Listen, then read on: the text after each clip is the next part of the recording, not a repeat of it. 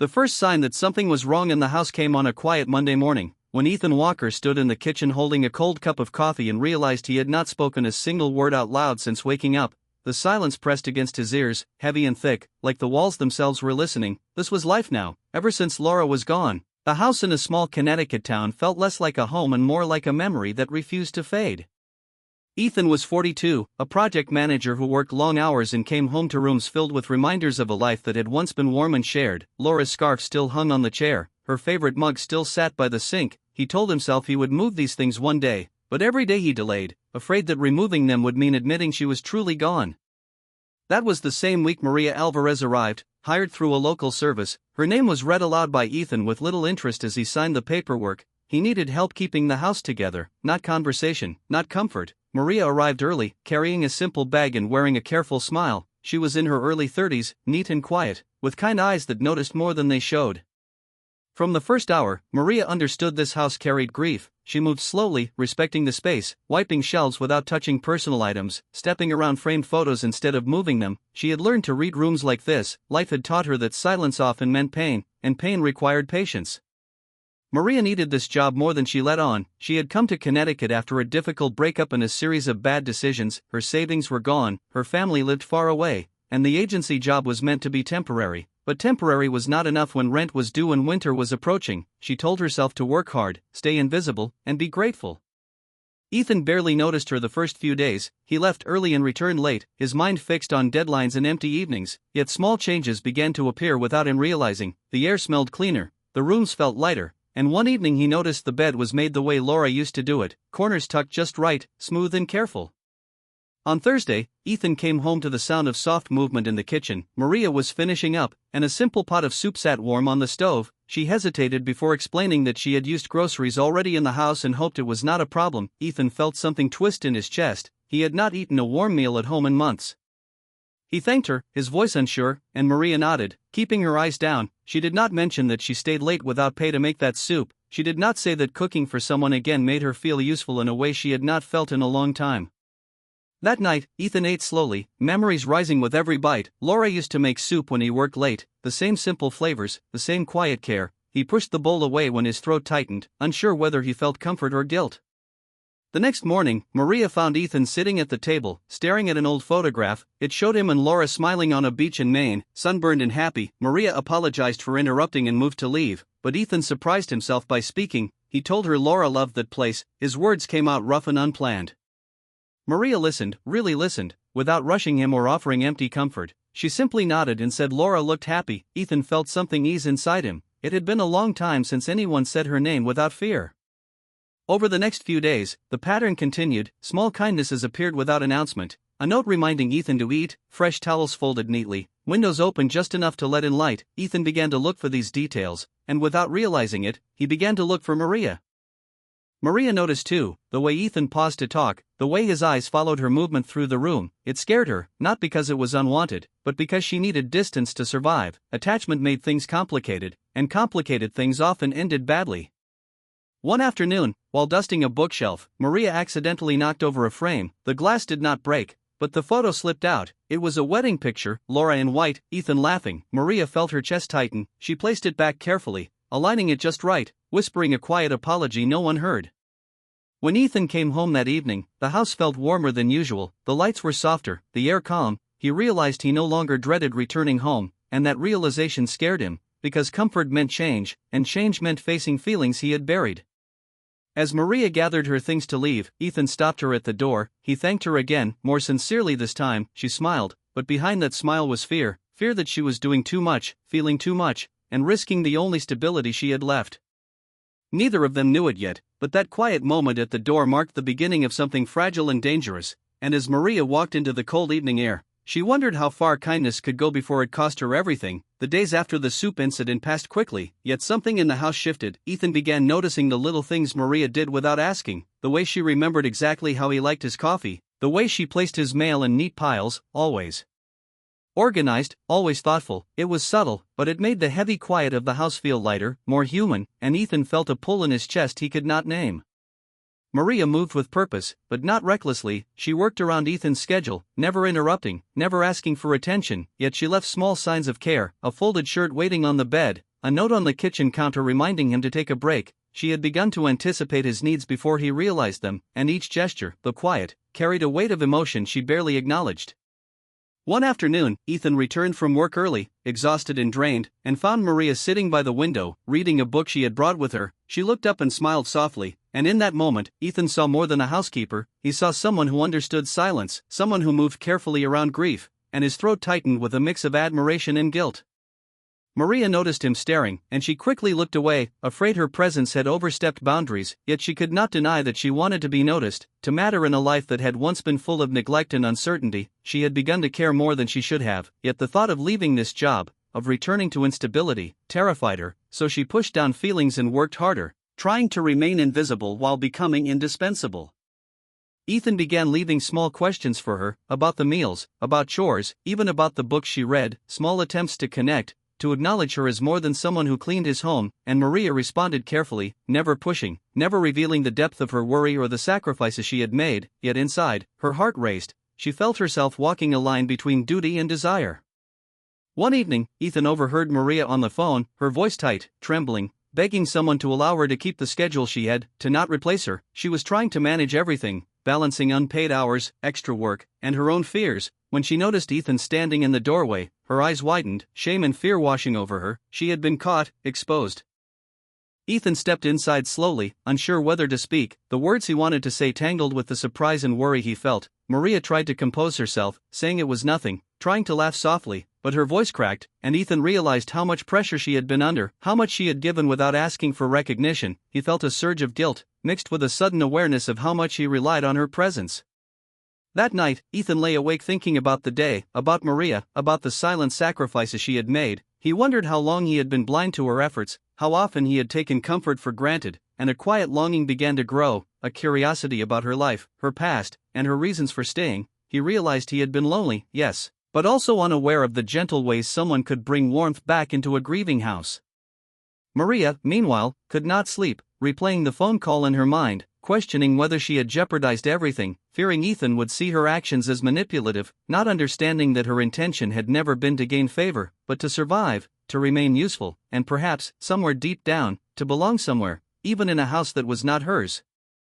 In the following days, the house changed again, subtly but noticeably. Maria continued to do more than her job required, but now Ethan paid closer attention, helping her when he could, offering to carry groceries or water plants, small gestures that acknowledged her effort without overstepping boundaries, both of them learning a delicate rhythm of care and recognition, a dance neither had practiced before.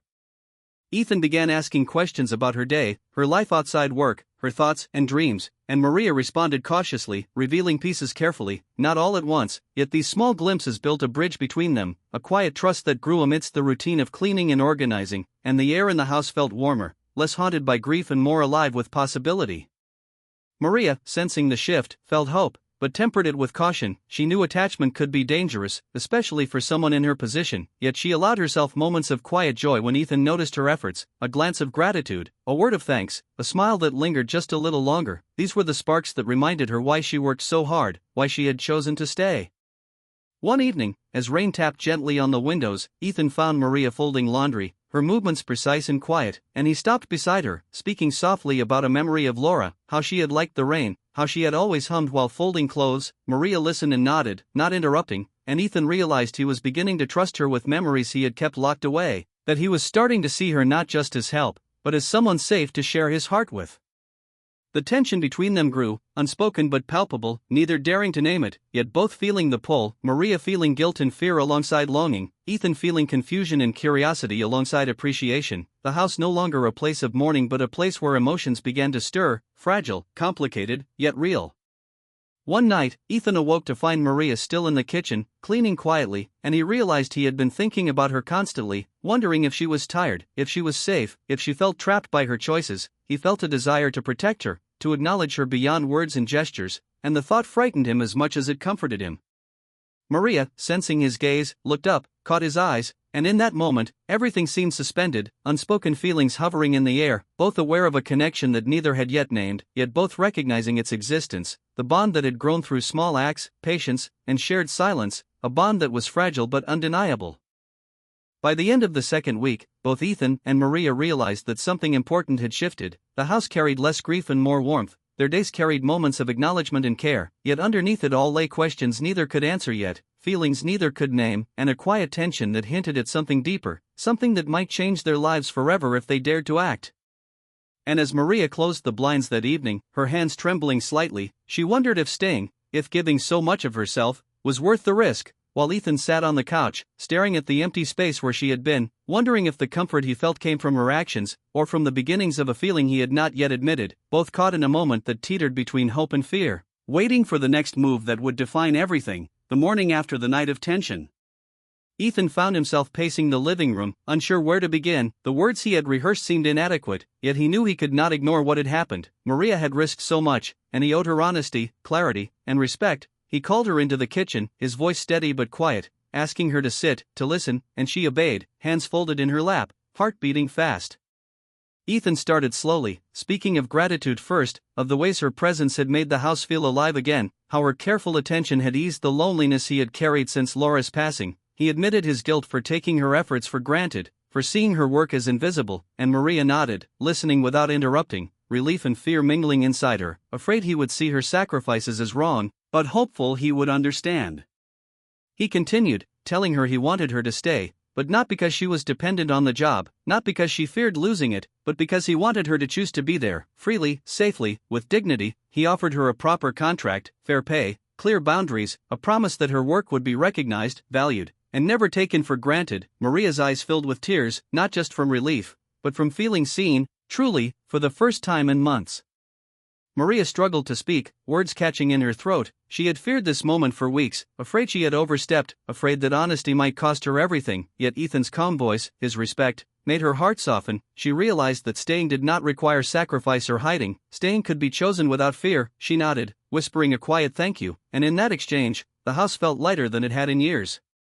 The following days were different. Subtle changes marked the new rhythm of their lives. Ethan made sure to acknowledge Maria's efforts, thanking her for meals, for cleaning, for the small gestures that had once gone unnoticed. Maria worked without fear, without the weight of desperation. She smiled more freely, feeling a sense of belonging that had been missing for a long time. Their interactions became warmer, filled with small jokes, shared stories, and gentle glances.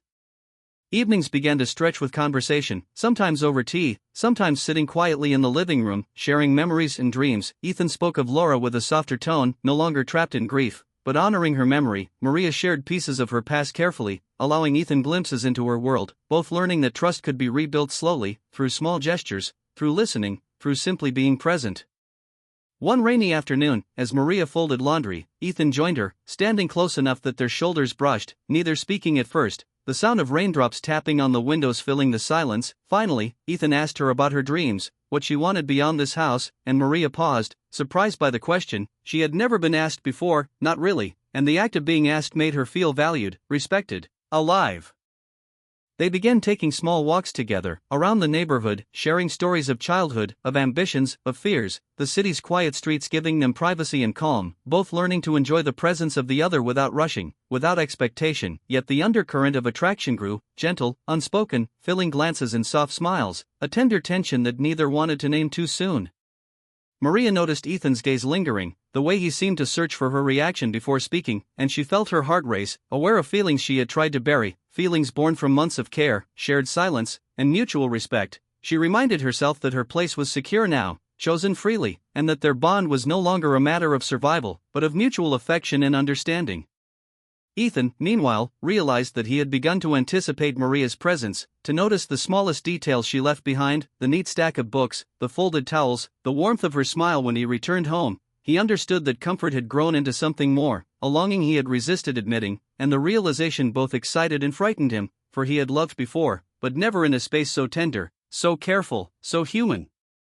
One evening, Ethan suggested they cook together, a simple meal, laughter spilling into the kitchen as Maria guided him through steps, correcting gently when he stumbled, teasing lightly when he tried to hurry, their hands brushing over the counter, both aware, both careful, and in that playful intimacy, they discovered a new rhythm, a gentle connection that neither wanted to rush but both cherished deeply, the house alive again with warmth, laughter, and care.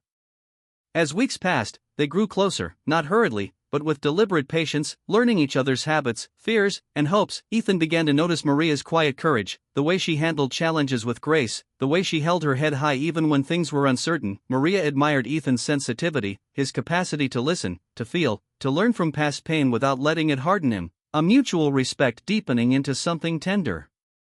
One evening, sitting together on the porch as the sun dipped below the horizon, they talked about the future, carefully, cautiously, not about grand declarations, but about simple possibilities, walks, shared meals, quiet evenings, the idea of building trust, joy, and maybe love together. Ethan reached for Maria's hand slowly, she did not pull away, and their fingers intertwined naturally, a silent acknowledgement of the bond that had grown through patience, care, and understanding. The house on Maple Street no longer felt like a mausoleum of grief. It carried memories, yes, but also hope, possibility, and connection. The walls echoed with laughter and conversation, the air light with tenderness, and in that space, Maria and Ethan found each other, not in desperation, not in obligation, but in choice, freely, respectfully, and fully aware of the fragile, beautiful connection between them. Maria understood now that staying had not meant losing herself, but choosing to grow, to trust, to allow warmth into her life without fear. Ethan realized that love could be gentle, respectful, and patient, and that caring for someone did not require sacrifice alone, but attention, respect, and acknowledgement. Together they had built something delicate, precious, and real. As night fell, Maria looked around the living room, tidy and warm, Ethan by her side, and felt a quiet joy, the kind that comes from being seen, appreciated, and chosen. Ethan glanced at her, a soft smile on his lips, recognizing the depth of what they had, the trust, the warmth, the quiet love that had grown slowly, naturally, and he felt something he had thought lost forever, hope, and the courage to embrace it. In the quiet house, amidst memories of loss and laughter of present days, Maria and Ethan discovered the beauty of connection, of kindness chosen freely, and of hearts mending together. And as they closed the blinds and prepared for another night, both knew that this was only the beginning, the start of something tender, respectful, and lasting, a story of care, patience, and the gentle power of love.